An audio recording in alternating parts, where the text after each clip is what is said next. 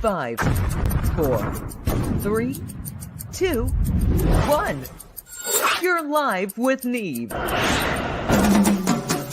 That's right, live with Neve. Coming to you from everywhere, airspace, wherever you're at, we're here. Get yourself a Gone Country hat. I swear by them.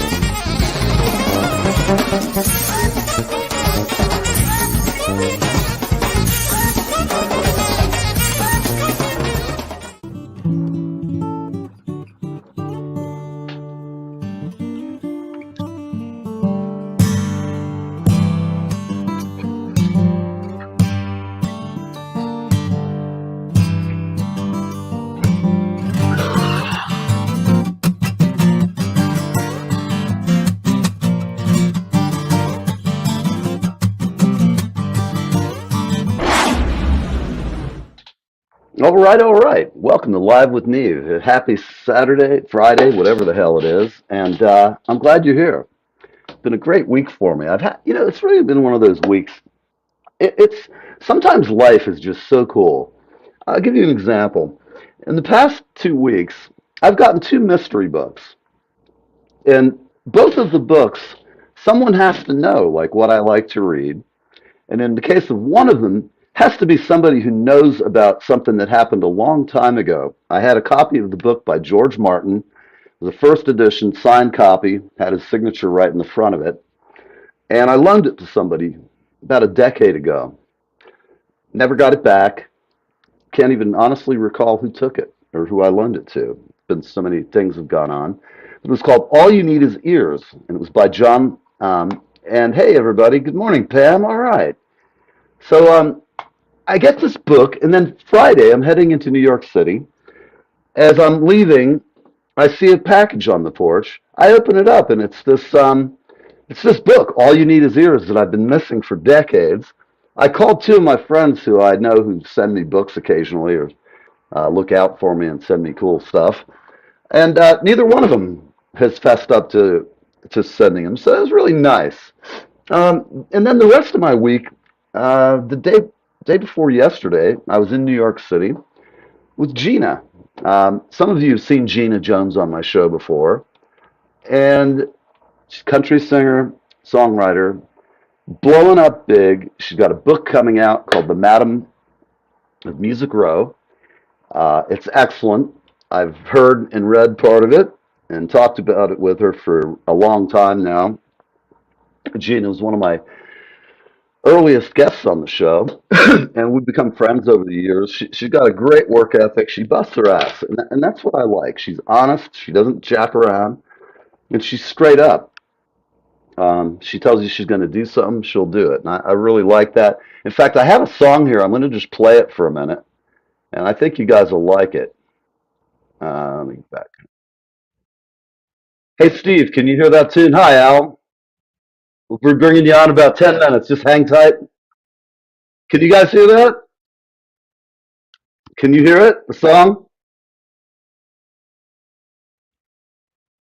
How about it? Anybody out there? Can you hear this tune?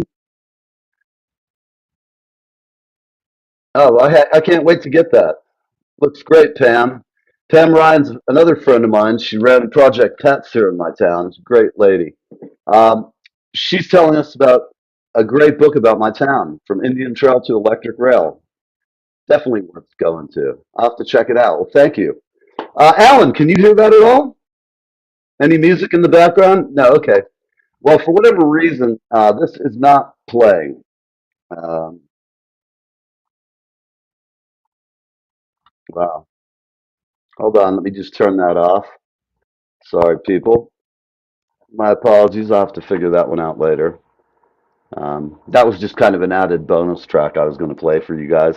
So this morning I have a couple of great guys. I have Alan Cohen will be joining us. I have Steve, my man, who's on walkabout in Scotland. So we have an Aussie abroad, and he'll be with us shortly. And I'm going to do our quick news update. Thanks, Toby. I appreciate it. Good morning. Good morning to the West Coast. You're up early. I appreciate you stopping by, Toby. You're the bomb. Everybody out there, Toby Simmons, if you're in music and you need social media guidance, she is the girl to go to, the girl from Wilshire Boulevard. Kicks ass, check out her page, Toby Simmons and Toby's Events Calendar. Uh, she helps a lot of bands, great lady, and I'm glad she's a friend of mine. She's introduced me to lots of people, and she's a real sweetheart. So, Toby, I hope you're having a great morning out there. And we have a song a friend of mine, Alan Cullen's going to be playing. He wrote about our wonderful town here, and I'll have him on. He'll be joining us to play. And I'm just going to quickly check out the news, see if there's anything here that you have not heard of yet. So let's see what we got going on today. I don't really see much good news. I always try to go for some good news. I mean, it's Friday, so here's my idea. You've been up since 2:30? Were you at a gig last night? Oh, Fernando. Oh, it's at 9 o'clock. Damn it! I thought it was at 9 p.m. tonight. I was really hoping to see you guys. Fernando's the bomb. I had a great time with him on the show, man. He's one hell of a talented guy. That's all I can say. Um, so, in interesting news, Amazon delivery drivers have walked out on their first ever strike, and that is crazy. It's CVS. All right, no, CBS. Thanks for correcting, Toby. I would have been down at the drugstore. At any rate, so Amazon walkers have walked out. They're on strike, so a lot of our crap will not be delivered. I don't know the extent of the strike, but um, I don't know. So, what's this stuff? Okay, it's not letting me do it. Oh, well. So, I'm still looking here at the news. We have one of the producers at Fox News settling a sex harassment lawsuit. We have a message here: how to stay sane during the coming presidential campaign. I will tell you, people, it's impossible. This next election is going to make the last one look like Disneyland. I guarantee you we're going to get some crazy, crazy shit. Let's see. We've got lock her up, Clinton, used in case against him, okay? Noonan, the indictment can only hurt him. Mar-a-Lago is a nest of spies, okay? America's biggest liberal-run cities are dying. Well, that's got some problems, there's no doubt. I'm not going to get into it real big, but here's an interesting note. Not good news. Uh, Russian troops get bonuses for destroying Western tanks. I'm not surprised. And then they say, here, all you people who work at home or you type all day, here we see that you will have swollen eyes, you'll be hunchbacked, and have claw-like hands. God only knows. That sounds like half the people I see in the cube farms. It's got to be the worst thing is I feel so sorry for people who have to work in a cube farm. It's an 8x8 cubicle. You can smell the funky food from somebody next door to you, eating curry or something if you don't like curry. You have the other guy down at the end of the hall who's got gas so bad that everybody wants to move away. I hate those things. Cube farms are so demotivating, and it's just, I don't know, it's like farming. You got people packed into a cage. Oh, now this is something really funny. This isn't really good news, but you know, Madonna is like an amazing talent. She's really done some amazing things, and I don't know what's gotten into her. Seems like she doesn't even remember that she's Madonna because the girl's written some amazing tunes. And so she does a duet with this guy, Sam Smith. Now, I know that everybody's all excited about Sam Smith, and I never like to slam on another artist. But in case of this, I try. I've seen the guy, I've heard his music, and I try to dig it, but it's not good. So Sam, I know you're making a hell of a lot more money than I am, and I'm glad you're making money. Anyway, the song was called Vulgar, and it's just so freaking awful. I just looked at it and couldn't believe it was something that Madonna would put out. It was terrible. In my opinions, I don't know what people see in Sam Smith, but it's just like, hey, Pam, you're home, no bra, no PJs. Well, I have no bra and no pants on, so we're kind of close together. I like doing the show with no pants on. It's very liberating. It's weird, Toby. Madonna's got so much talent. She's gotten so grody lately. All I can say, this is my advice to Madonna, and she doesn't have to take it. Again, she's got so much money, she can do whatever the hell she wants. You really want to do something, Madonna, write a great record. Get a killer producer. Yeah, it is. She's really nasty on Instagram. She's pretty nasty all the time, and what I don't understand is why, when you're such a great songwriter, would you put out a turd like that. S&M Vulgar with Sam Smith. It's just a crap track. Oh, you're right about the plastic surgery, but Pam, because everybody's been talking about what a freak she looked like, she had her plastic surgery done. Now she looks like the old Madonna again. She just seems to be distressed and not able. She's not aging gracefully. Not that any of us do any better, but God forbid, Madonna, get a good producer, write a bunch of really good songs, not this crap that 30 producers spit out and you put out. I don't know. What do we got here, Toby? All right, let's check it out. We got a message from Toby, and you guys you'll have to click on it, and you'll see what she's got for you. So that's enough about Sam Smith and Madonna. It says night owls might die younger, but more than sleep is to blame. I believe that, and people like me who still stay up all night, will probably die a little earlier. Who knows? I'm not really looking forward to it. And I guess when it happens, I won't care because, like everybody else, it comes when you don't expect it. So let's see what else we have. Virgin sets the first commercial space tourism flight. That's fun. And I also read they're going to be building a 400-person bar in the sky. They're going to start work on it next year, and you're going to be able to go up into space for an extraordinary amount of money and hang out up on this big target in the sky. Tell you people, we're in for one crazy ride. It's going to get weird. It's already weird. Bravo said that the song was bullshit, or that it bites. Let's see. Plan for Noah's Ark, a floating city that would house 40,000 people in the apocalypse. Buy now, people. Get it before the apocalypse comes. I'm telling you, that is some crazy shit. Digidex, AI Assist, go away. We don't like advertising here. Christ almighty. All right, people. We're going to go to a break, and I'll be right back. We're going to have my man Steve on from Down Under, and then we're going to have our guest Alan Cohen joining us. All right. Stand clear. I have time for a little advertising. Got a profit center moment.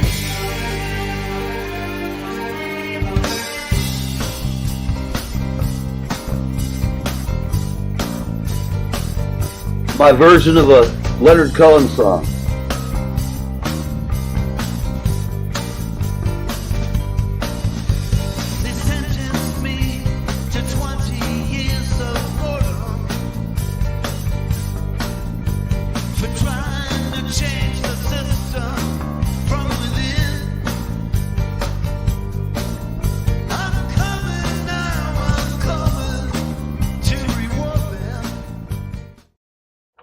Yeah, all right, baby. We got one more couple of ads we got to run here, but here's.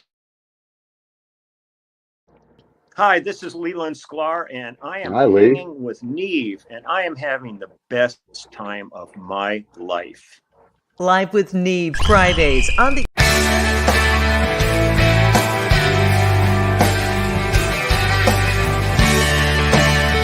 Hey there, it's Kevin Sorbo here, and you lucky people, you are live. You're live with Neve or Neve or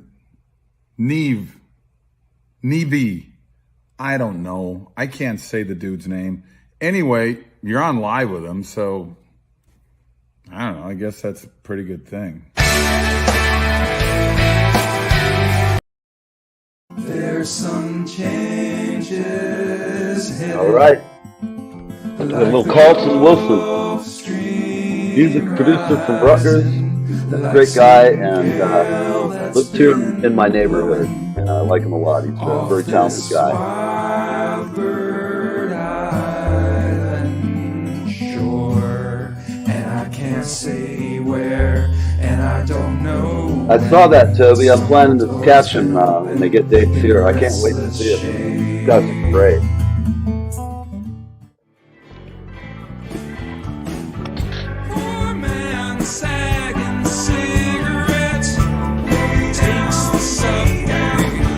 That's Carlton Wilkinson, available at all locations. You can find him on any possible platform that's out there. You know what's up.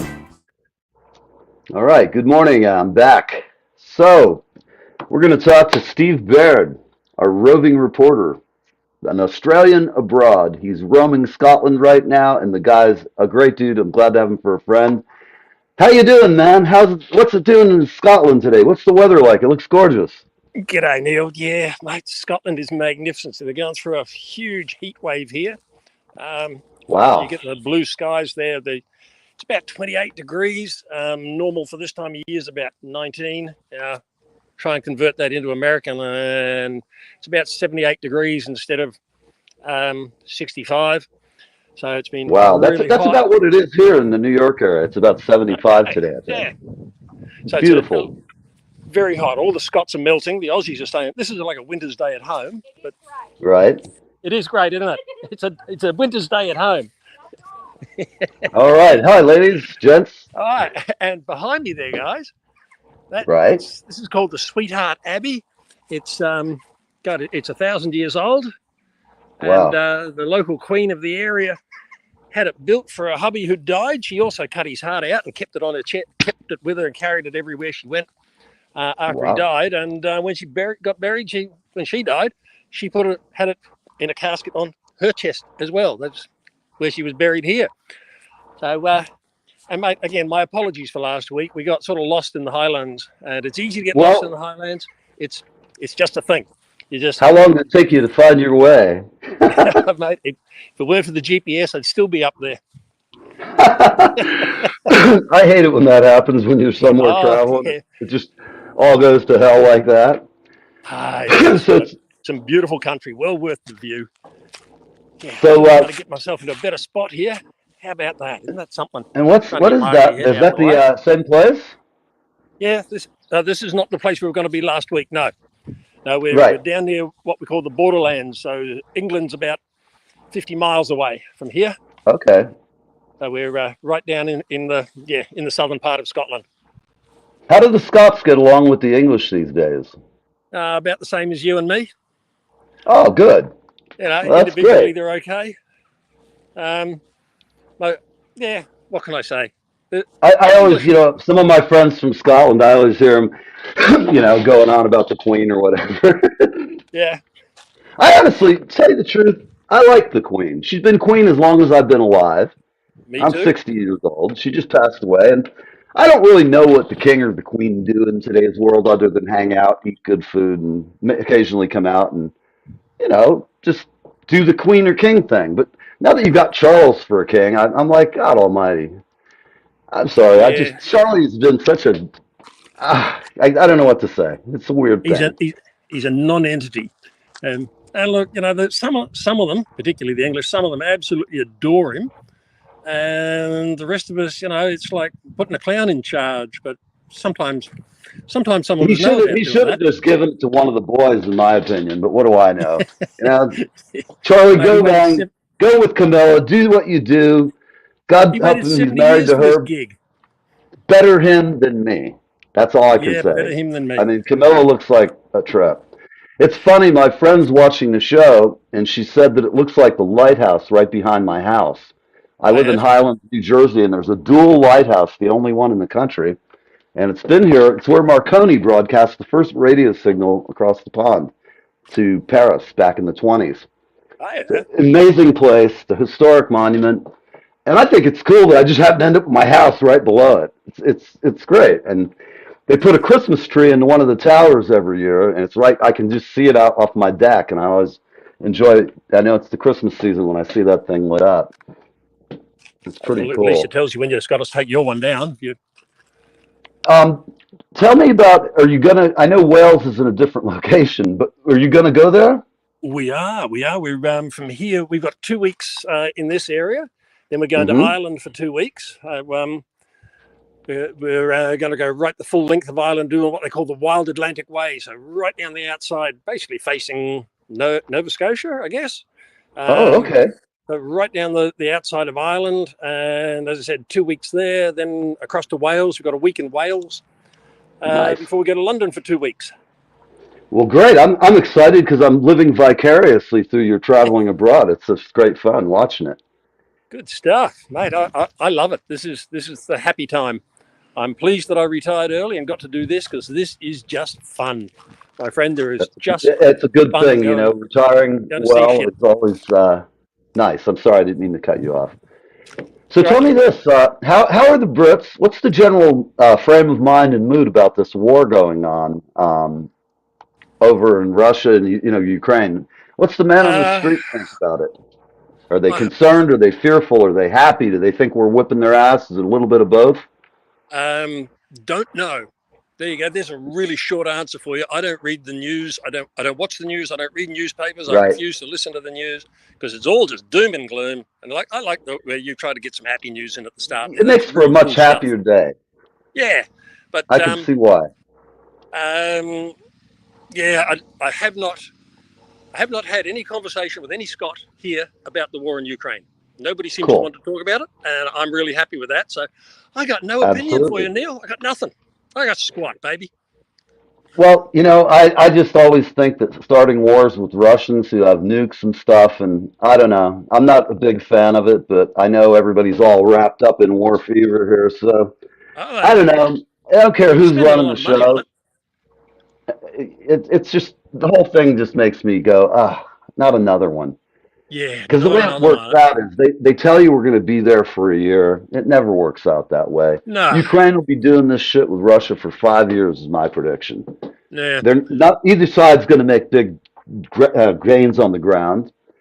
And if Putin goes nuke, who the hell knows? At that point, all bets are off. I would hope that he's smart enough to know that mutually assured destruction Yeah, happens, and we'd all be dead. It's amazing to me the callousness. He's lost at least 250,000 people. So I'm kind of like, wow. I don't know. You'd think by yeah. now he'd just say, I'm out of here, man. These Ukrainians are, tough people. And you would think that we Anyway, as a people would have outgrown this having to go to war crap. I mean, surely you, Khrushchev said that there's no need to fire bullets. You just take it with economics. And you're if you absolutely really right. wanted to do it with economics, maybe you should make an effort. But just going to war and killing the young men is just They're brutally wrong. Maybe thousands it's because by we're old men thousands. now. We think that. It's all the old guys who make this shit happen, and I can understand why the young people at Yeah, times get mad at our generation and say, "What the hell have you given us?" yeah, And you know what? Every life and every generation has challenges like this: war, pestilence, famine. These kind of things happen. Oh, by the way, hello to my Muzak guys at the Muzak Archives. Thank you for watching, gentlemen. How you doing? I'm sorry, these gentlemen are from England. They're a fan of the Muzak that played in the World Trade Center. And what's interesting, they're a bunch of young cats. They're in their 20s and 30s. And I had them on the show to talk about it because I worked for Muzak for many years. And the fact that somebody was interested enough about the music at times at World Trade Center the day of the tragedy, I just found it interesting. And then they found me kind of interesting because I know a lot about Muzak having worked there. Um, I agree with you, mate. Wars do not solve anything, and they frequently just set the stage for further war. It's like World War One directly caused World War Two. World War Two, Hitler skillfully used the big lie, as they called it. And you know what he did? He started killing people. A lot of folks don't realize it, but Germany, that shit they started doing this stuff in the 30s when he got elected.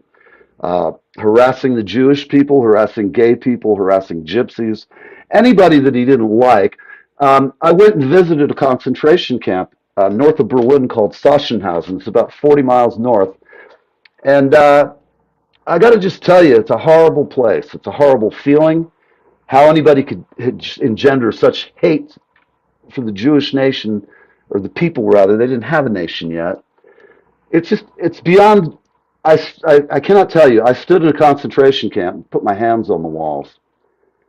The horror in your soul, you just can't imagine. When I hear somebody call somebody a Nazi, I'm like, you don't have any clue what the Nazis are about. They call Trump a Nazi. If he was a Nazi, all the journalists who harassed him, they would have been dragged off to some dark room somewhere.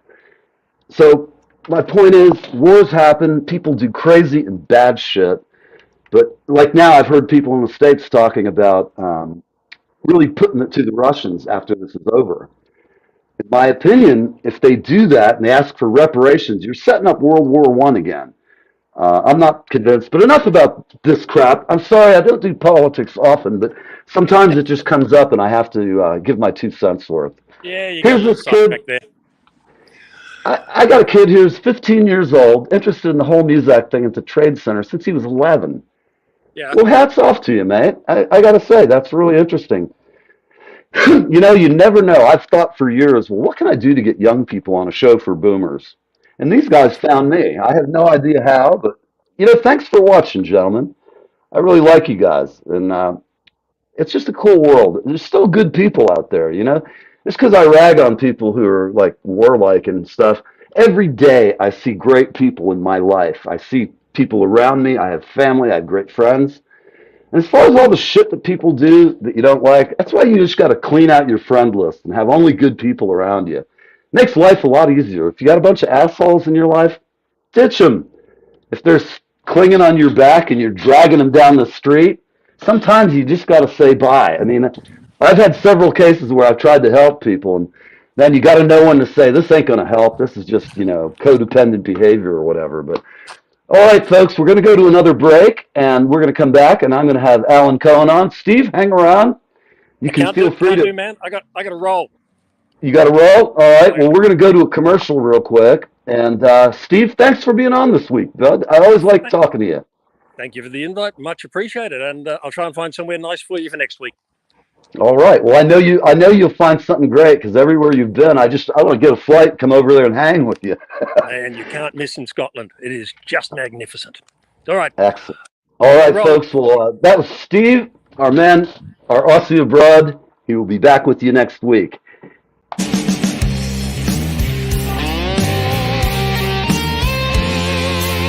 I'm Neil from Live with Neve. We have an exciting connection for our veterans, country music fans, and there is something for everyone. Gone Country Hats at GoneCountryHats.com. That's right, we've partnered with Gone Country Hats at GoneCountryHats.com. See you soon.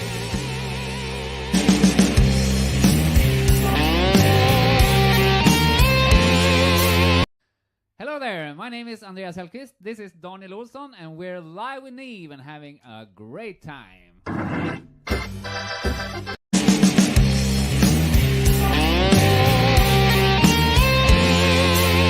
I'm Neil from Live with Neve. We have an exciting connection for our veterans, country music fans, and there is something for everyone. Gone Country Hats at GoneCountryHats.com. That's right, we've partnered with Gone Country Hats at GoneCountryHats.com. See you soon.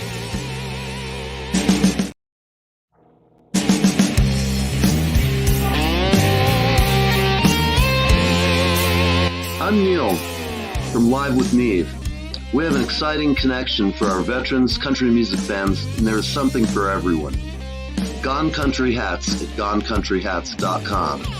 That's right, we've partnered with Gone Country Hats at GoneCountryHats.com. See you soon. Hey guys, my name's Eli Alger, and I'm here on Live with Neve. All right, thank you, Levi. Levi's a great guy, a really good musician, friend of mine from down in the Nashville area, and he kicks ass. So, I'm going to have my next guest will be joining us. His name is Alan Cohen. He's a producer, engineer, musician, composer, and just all around a cool guy. And he's my neighbor. So I've run into him, and I've been trying to get him on for a while. But the cool thing is he wrote a song about our town in Highlands. And it's a nice tune. And he's done a lot of other stuff, but this is cool. And I like people who take the time to do something like this. He's really a great guy. I think you'll like him. What's this? Oh, yeah. I'll tell you what, I'm very proud to have worked at Muzak for like 15 years on and off in different locations. When I was part of the company, it was a great thing. I was part of the team that brought it out of bankruptcy. And best job I've ever had in my life as far as a sales job. We had great support. I had a mentor named Dino DeRose. Wherever you're at, Dino, thank you for everything you taught me. He believed in me when I didn't. I was just a technician, and the day he hired me, he said, I'm not hiring you for his tech. You'll be wasting your money. He said, you come work for me in sales, do what I tell you, you'll make a lot of money. And sure as shit, he was right. But today I'm going to have Alan on, and I'm going to be talking about all of his background, and then we're going to listen to some of his music, and we're going to have a good time. So without any further ado, here and welcome Mr. Alan Cohen. Good morning, Al. Good morning there, Neve. How are you? I'm excellent. You sound good this morning. Yeah, it's so good to be here with you. We've been planning this for a couple of weeks. It might even be longer, but that's okay. You just had your daughter get married. Congratulations. That's right. Thank you very much. It was a beautiful wedding and all that. I just what I saw that you posted, it looked outstanding. And yeah. Do you have any other kids? Yeah, I have one other daughter. So you're gonna have to do this again at some point. We got to do it again. Oh man. Oh my gosh, I don't even want to say that right now. 6 months of planning, but it went off so well. It's incredible, the feeling, and it just becomes the light from above. It was a beautiful service, from what I could tell. I mean, it really looked gorgeous, and beautiful bride, good looking groom. Yeah, you got to be proud. It's the best thing in life. We couldn't be prouder of her. So all good. All right, everybody. Remember, marriage is what you make it, or don't. Yeah. Oh, what do we got here? All you need is ears. Did you send this to me? No, I didn't send it to you. But I just talked about this. Somebody sent me the book. This is one of my favorite books. I had the original hardbound signed copy I bought online. The soft cover. But I talked about it earlier. I walked out of my house to go to the city the other day to see Gina, and I look on my porch and there's an Amazon bag. Oh man! Since then, I've talked to people I know who are engineers and musicians who I might have loaned it to. But a lot of my close friends know that I've been pissed for decades over somebody snatching that book from me. Oh, and then it's odd. It's like synchronicity right now. So I'm walking out the door the other day, and I don't even have the book down here because I'm reading it. It's upstairs. I have to reread it. I haven't read it in 20 years. But at any rate, I walk out, open it up, and it says, all you need is ears, same copy you have. Great book. And I went, man, I got the best friends, but who the hell said it? Incredible. You're the third person I've asked, and when you pulled it up, I thought you and I must have talked about it, and you just decided to send me a copy. I heard you talk before. I use this a lot. I also teach, besides many things. I teach at William Patterson University and Ramapo. All right. And I teach the music. In Ramapo? At Ramapo also. I was teaching their production. I was the first guy that switched them from analog to digital. So that's interesting. Pro Tools, but that was many years back. Yeah, it's funny because use this book. You use that for a teaching tool. Well, yeah, just take different excerpts about it and really, with production and George Martin and all that, and how everything is for the song itself. That's the thing about production. George Martin and Quincy say, "Oh yeah, it's all for the song and that singer and that vocalist." Yes. Everything else is great. Of course, you have to make a great track, but really, highlighting the artist itself, and really, it talks about that in the book a lot. It's like me. It took me, I've been playing drums all my life, but as I got older and started playing in more professional bands, I started learning really quick because you get the gig and you have to learn on the job. And I was in a studio once. My first experience in a pro recording studio was after a gig. We rented from 3 to 5 to go in and crack 3 songs. I've never played with a click track in my life. I'm 19 and I'm in a band with a bunch of 30-year-old guys. And we had this really complicated tune called Nasty Now. And it sounds like a Dixie Dregs song. It's like a real fusion-y rock, southern kind of thing. Yeah, nice. And it starts out with a got a bunch of really tough breaks, but we played it every night for years. So we get in the studio. I'm tired. I've been playing for 4 hours, and I get in there, and we start with the first song, the hardest one.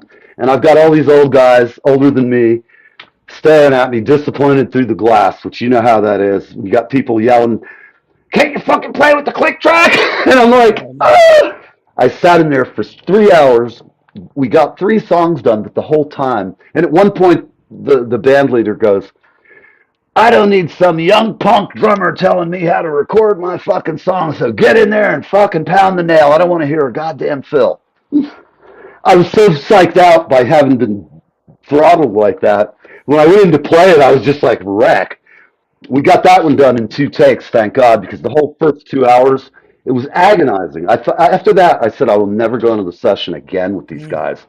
I did, and one of the songs we got put on a '98 rock album back in the days. So it worked out, but God, I was traumatized every time I'd go to the studio for a year or two.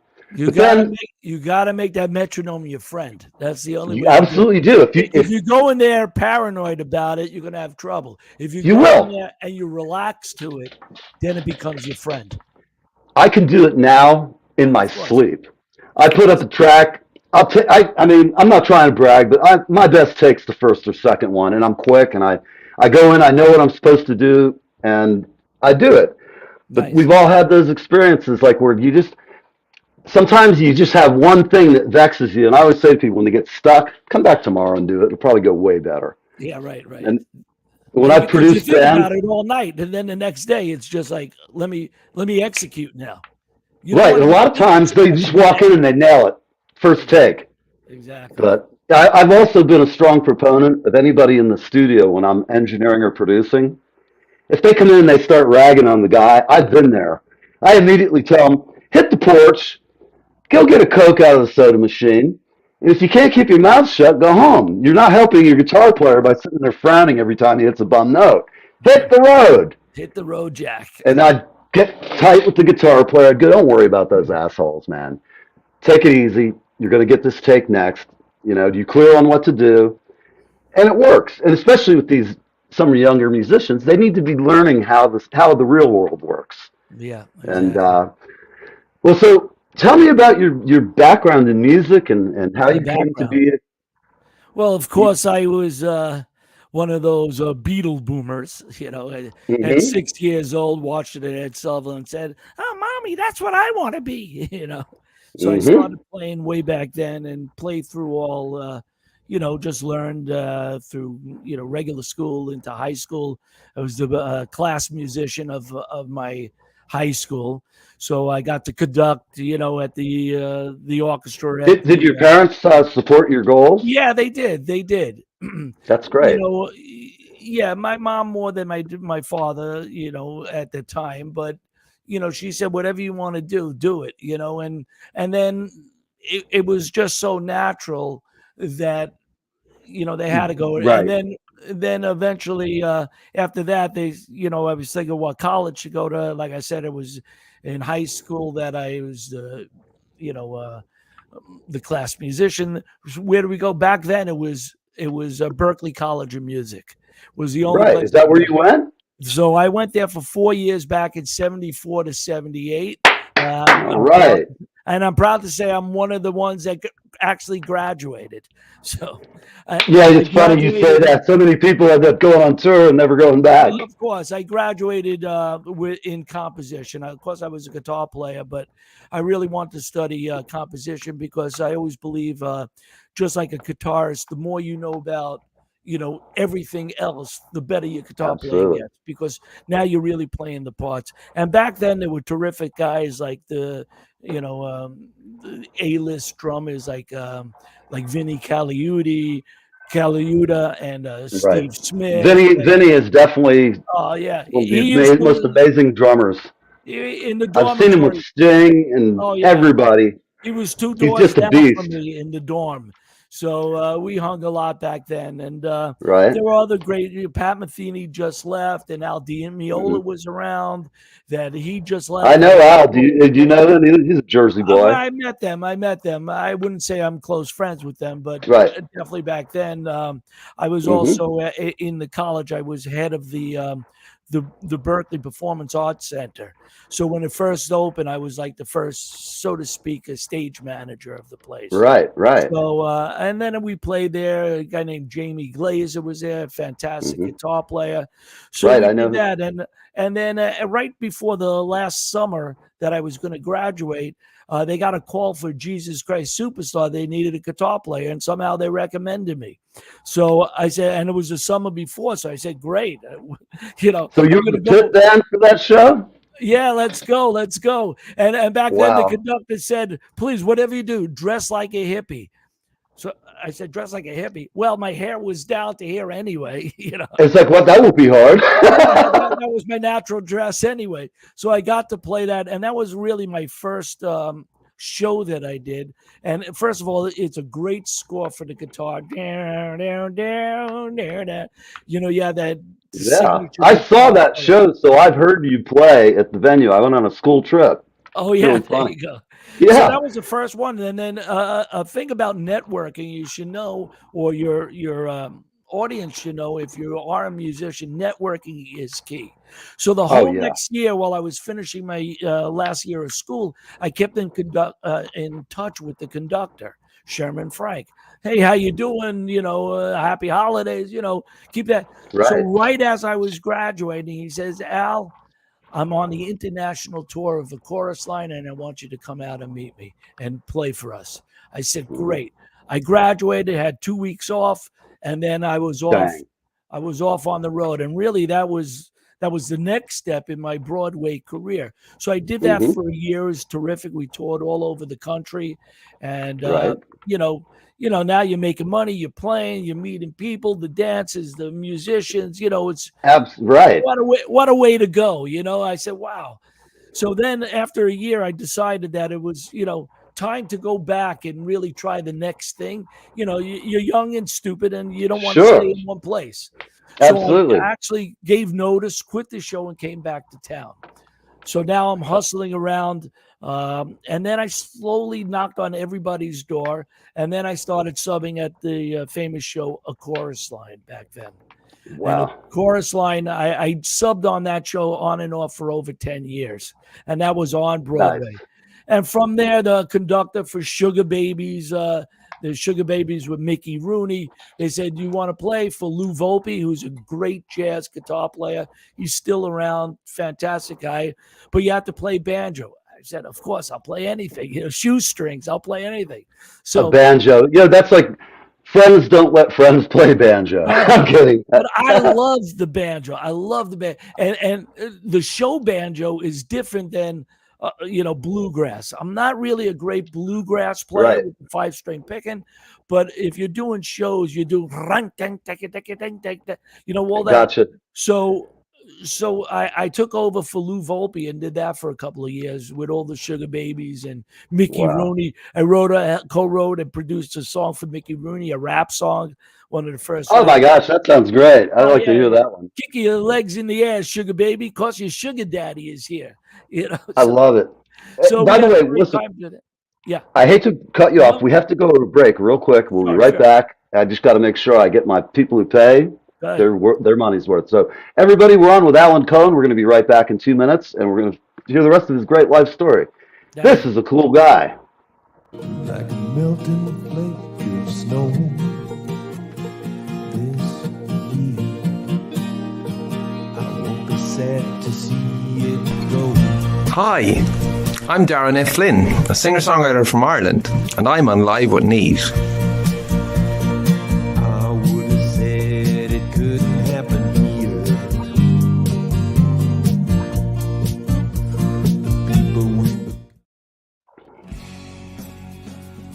Hey everybody, this is Steve from Reach for the Sky, along with Jay from Reach for the Sky. And you're listening live with me. Hi everybody, this is Donna Frost and I'm live with Neve. Hey guys, I'm international singer-songwriter Hira and I'm on Live with Neve. See you guys. Hi, I'm trumpeter Greg Adams and I'm live with Neve. Right, all right, we are back. And I'm actually I am live with Neve. I mean, this is you really are. I'll have to get you to do the shout out later. Hi, I'm Alan Cohen, and I'm live with Neve. 454 horsepower blast. So, wow. I mean, slow me down or speed me up wherever I have to be.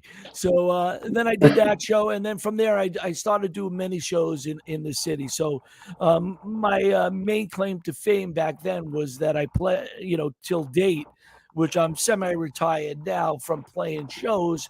I played about 80 shows, 30 on Broadway, and then all off.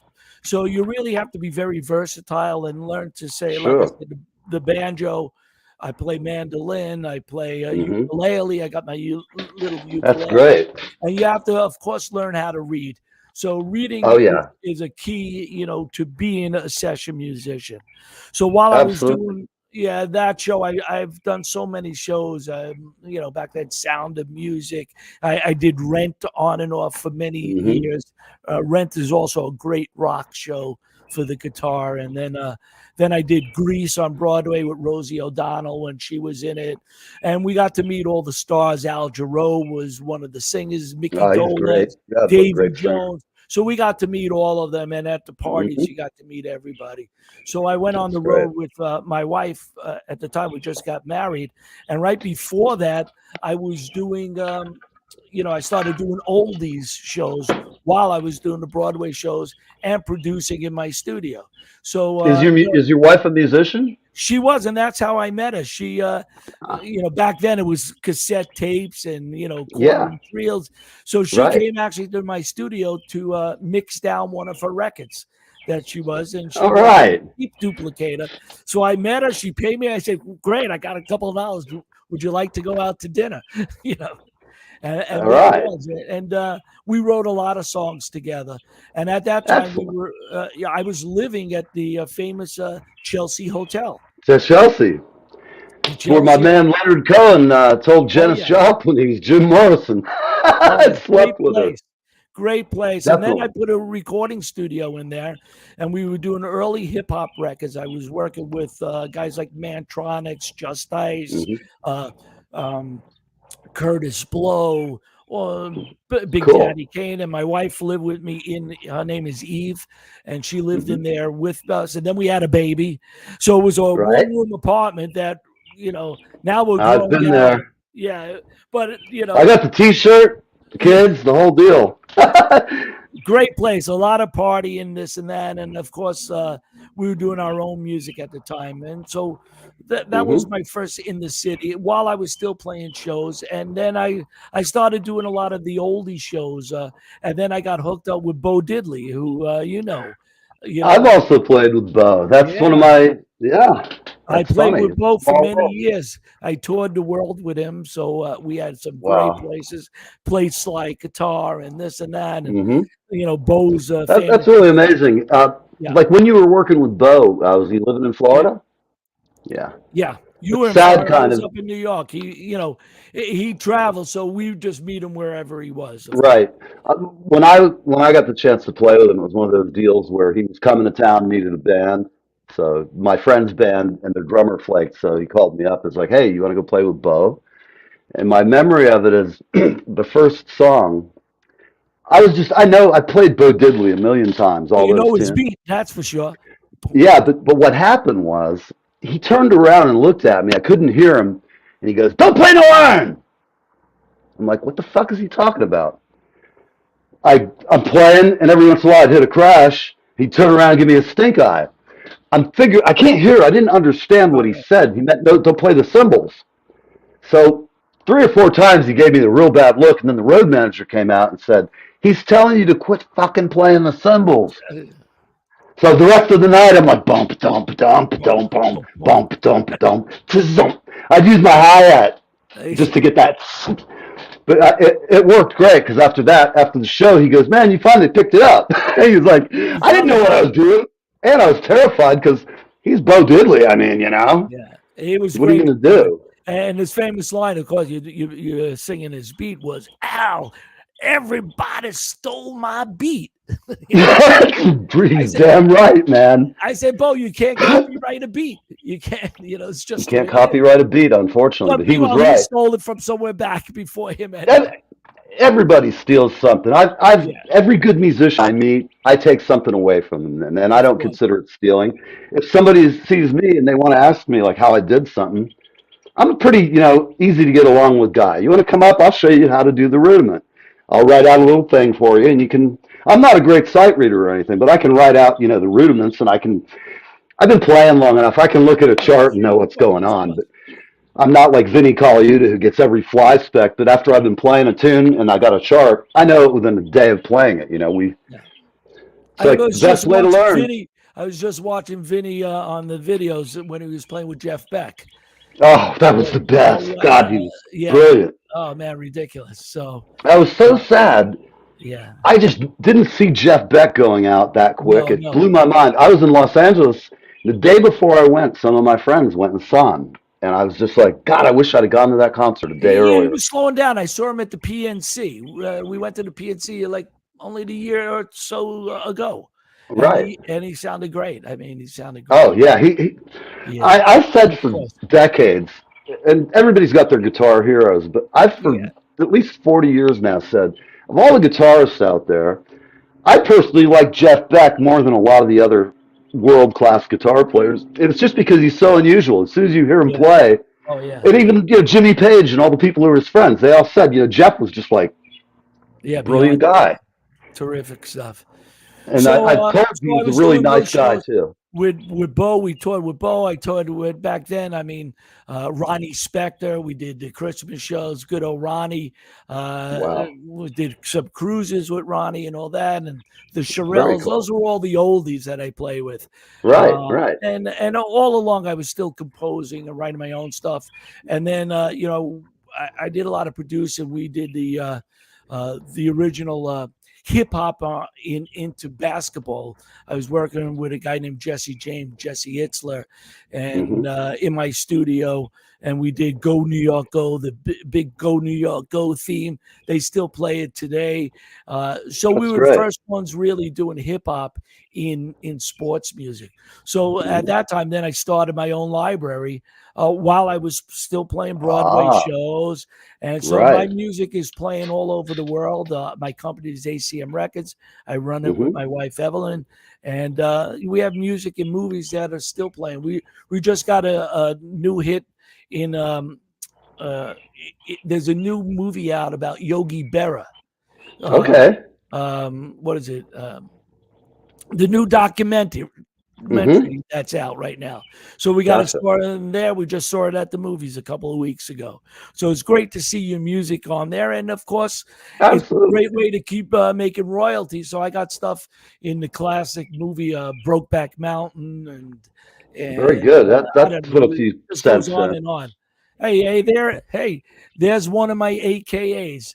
So I do go by a lot of AKAs. I mean, this one is Al Cove because I think my name is a great name, but it's not my show name. So I've been.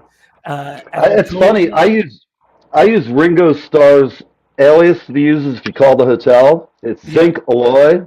Oh yeah. And in my course of my life, nobody who hears this, please guys, if you made a record with me 50 years ago, don't hold it against me. I'm sorry, the joke just went flying out of my head. About an AKA.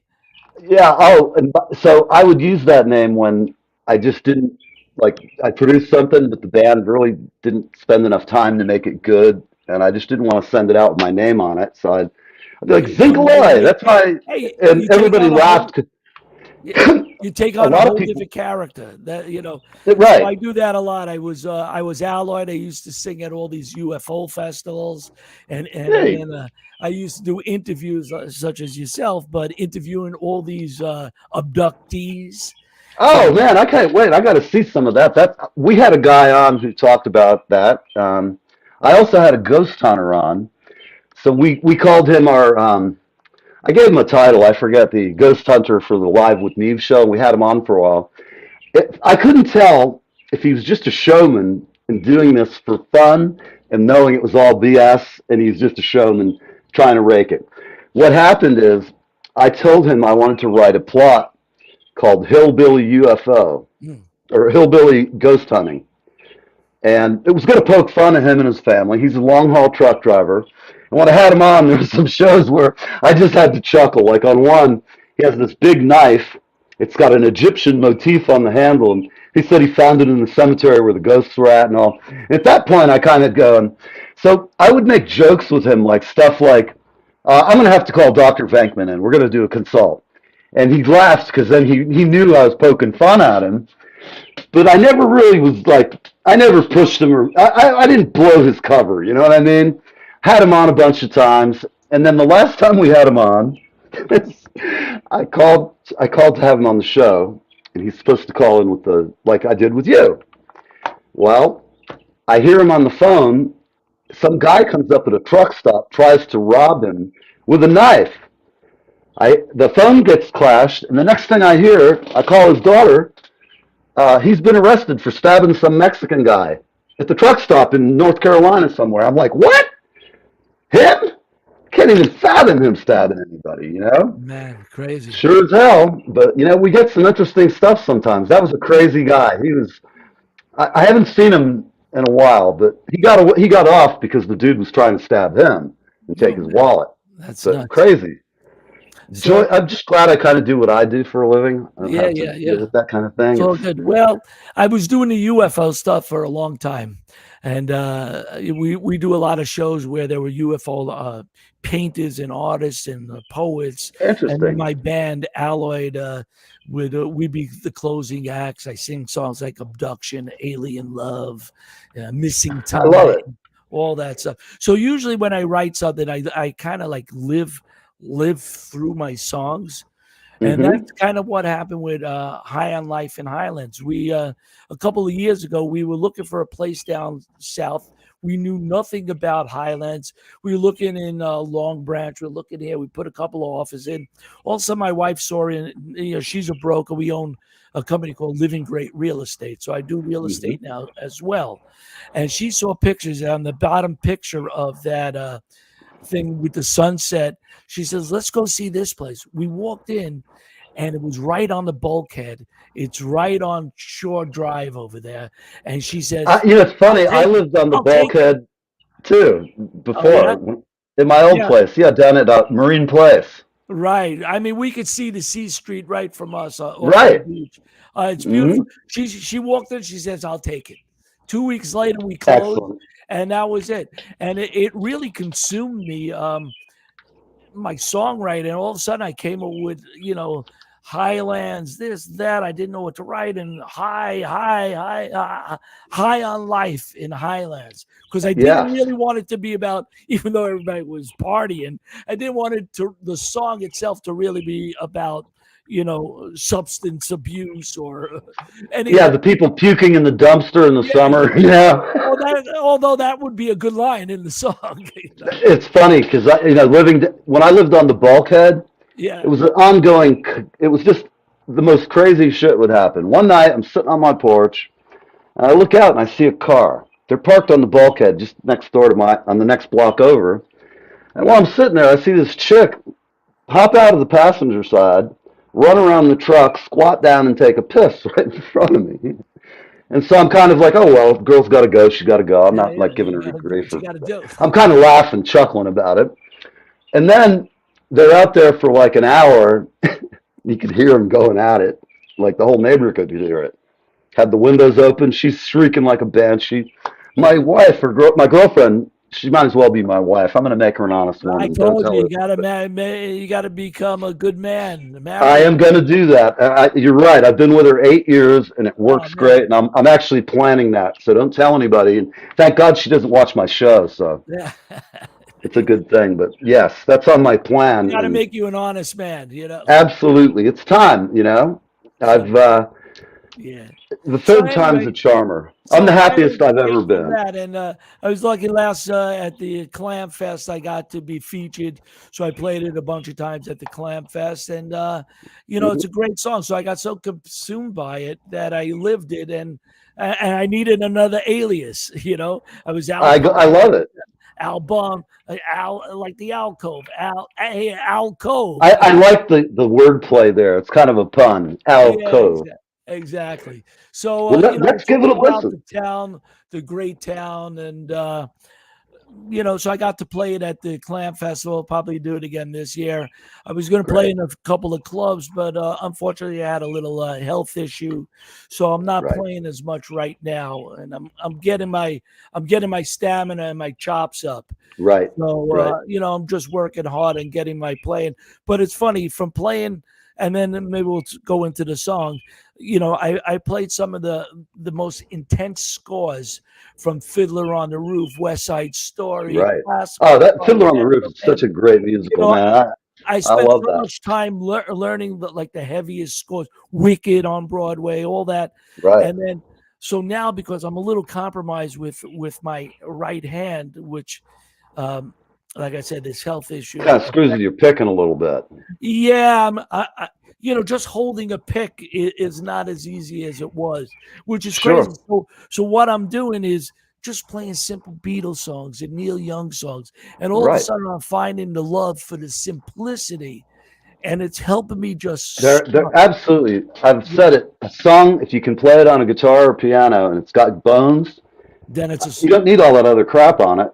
Everything else is great, but the essence of the song is the lyrics, the melody, and the lyrics, right? Right, and a lot of times, those demos you get are like that's it, the voice and piano, and any guy who's going to record it or listening and thinking about it, they're going to add their own touch. It's like why I tell people don't do these overproduced demos because people don't really need it. You're spending more time and money than you need to. Yeah. And I know most people, they want a chart and they want to see the lyric sheet and they just want a piano or a guitar to accompany it. I was just in the city with an artist. That's how they worked. That's what they did. Yeah. They, piano and, Carole King who wrote all those songs on a piano. And a case in point. Like her demos sounded just like the record because she'd play like, make the whole world under my feet. But she'd written so many tunes by that time. She was just like her and what was her partner's name? Yeah, I know who you're talking about. You know what I'm talking about, the guy she wrote with a lot. It's on the tip of my tongue. Shit. Well, listen, let's give it a play. We're going into overtime a little bit, but that's okay. Yeah, cut me off. But you know what? I'm glad you're here. Yeah, it's terrific to be here.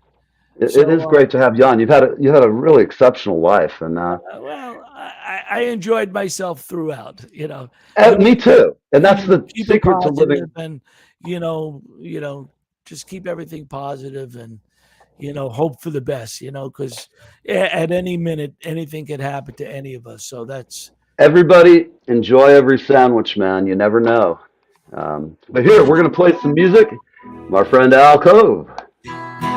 Now, like I said, here we go. Oh, you're playing it from there. Yeah, but we'll play it and then talk a little bit more. In Highlands, a magical place full of history, a nautical town, the fishermen and sea, a mystical retreat. Come journey and explore the gateway to the Jersey Shore. Mount Mitchell overlook, across the bridge to Sandy Hook, the C Street ferry from MIC. It's a short cruise away. Battery Lewis and Veterans Park, the water which comes out after dark. The twin lights shine so bright that the lighthouse guide your way. Leave your worries behind, all the peace you'll find. High on life in Highlands, everything's alright down the shore. Come and see how high life can be, living high on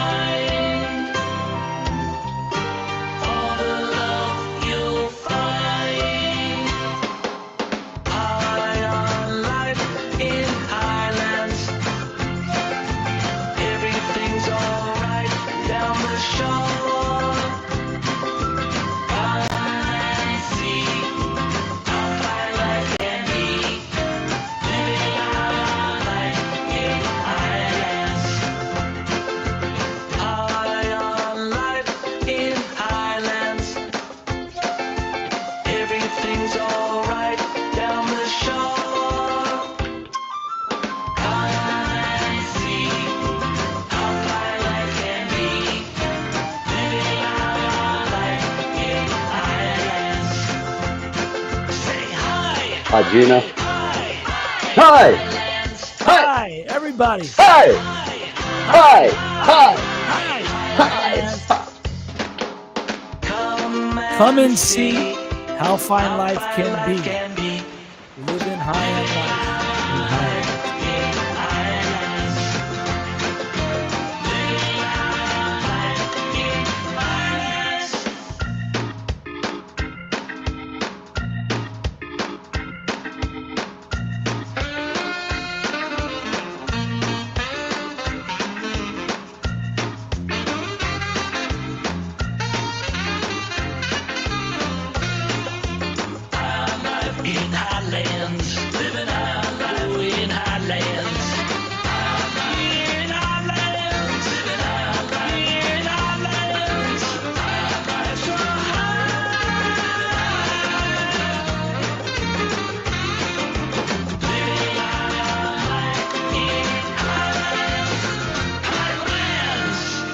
All right, everybody. High on Life in Highlands by Al Cove.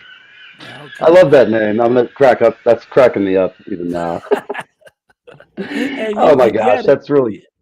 Yeah. So everybody, oh, hold on. We got. Sorry, there. It's my buddy, Memphis Gold. But Memphis, I'm sorry. We'll talk to you later, brother. All right. Try to get it out of here. Come on, full screen. Go away. Stop screen. There we go. So thank you for coming on. My pleasure. Really great. I mean, it's really, the time has just flipped by. You've been really fun to interview. And I look forward to hanging some more and talking, playing music or whatever. Yeah. I've got a nice little room. You know, I got Pro Tools. Down and actually hook up in person. Absolutely. We'll go have some lunch or something and just hang out. And I got Pro Tools and all that stuff. Who knows? You never know what could come out of it. Exactly. And I'm a big synthesizer guy. You know, I've in spite of being a drummer, I'm a wannabe keyboard player, and I love. I mean, I know enough to be dangerous, but I really love synth technology, and I've got dove dive. I'm the last class also that learned how to edit digital tape, and I learned I learned to around your head. Oh yeah, and you know, there's nothing like when you take somebody's master tape and tell them what you're going to do, and they look at you and they're like, and then I'm like, I go, oh, don't worry about it, just sit down, click, click, and they're like, oh! Do you know what you're doing? I'm like, nope, I just do this for fun. I pick a random spot on the tape and I cut it out and patch it. You get something new. Right? They'd be amazed. It was like you're MacGyver all of a sudden. But then I got my hands at full sail on this huge synclavier, and I was trained on how to be the operator. Well, what got me through class so easy? I started doing this on a Commodore 64, sampling, and then I bought an Amiga. And because I knew how to edit the basic generalities, attack, decay, sustain, release for synths and things like that, it just clicked with me. And, you know, I got an A in the class. I was like sampling, doing non-destructive editing. I mean, everything we do on our laptop now, but it only costs you $250,000. Oh, yeah. Al Di Meola. My teacher was Al Di Meola's synclavier programmer. Great guy. I mean, there is no better teacher of that thing than Don Knockensturm. Dan, I love you, man. Been a friend for decades now. And I have to tell you, I had some of the best teachers there. I was lucky. A lot of people at times disparage my alma mater, and they don't know what they're talking about. It's like anywhere. I went in there. I had 2 kids at home. I had my neck on the block. I had 2 jobs. I had a studio, and I played in a band. And basically, I was going 24/7. I'd have to drive from Tampa to Orlando. I was definitely motivated because I didn't have a degree, and I knew that if I could get through, I'd end up working. And I have, in one angle or the other, always been in the biz, and I feel great and lucky. Great. I got an internship at a jingle house where I was at for 10 years, and I learned more from Jeff and sold lots of jingles. And we'd go in and sing a jingle before we'd sell it. We'd write it, and then go in and Jeff would sing it. And I would do the talking, and man, it's like he's like, I know we're going to close deal because you're with me. I'd be like, hell yeah, I'm going to go in there. I'm not here for my health, man. I'm here to close a deal. And, you know, it's like a good life, I have to say. Being in the music business, it keeps you healthy. I've had my problems with alcohol, but I don't drink anything anymore. And I feel great. You know, 5 years I'm coming on sober. And It's just one of those things for people watching. I don't care about what people do. Myself, I just reached the end of the line. I said, it's enough. I've been doing this for a long time. It's not really moving my life forward. And you don't really realize it. But then once I got sober, I was like, God, the clarity I have is relentless. It's amazing in all ways. You become high on life. You really do. And I tell you what, I don't have any desire to have a drink ever. I was in a bar a couple of nights ago, and the guy was sitting there drinking a big bourbon, which is my drink of choice. I'm sitting there with a big glass of sparkling water with a lime in it, Yeah, exactly. And it feels great. I didn't sit there and like Jones out. I just said, this is what I'll tell anybody out there. If you're trying to get sober, just do it, man. If you can't do it on your own, get some help. It's out there. If you need to figure it out, people call me. I'd be glad to tell anybody what worked for me. What worked for me is almost killing myself. So I suggest people don't try that. Falling downstairs. I did like a 2.5 twist with a half gainer, and then the landing was just shit. So I ended up in the hospital for a while. And during that time, don't do that at home. Oh no, I did it home down my stairs, and my girlfriend had to find me, and the rest is history. I woke up looking at the police chief, and he looks at me and he goes, "Hey, Neil," and I, in my drunken mind, looked up and I thought, "Hi, chief, what are you doing here?" He's like, "What are you doing here?" I said, "I'm looking on the floor up at you. I think I fell." It was awful, but you know what? If it hadn't happened, you survive. You live to tell the tale, and it sucks so hard in my throat now.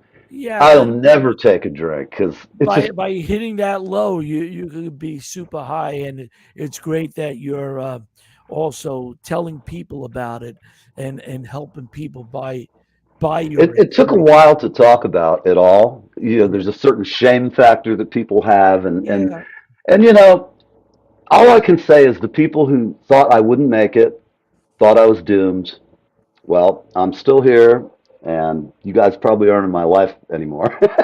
It's just the way life goes. If you hang around with the same people when you're trying to get sober, it doesn't work because you get into the same habits. Your friends, I'll give you an example.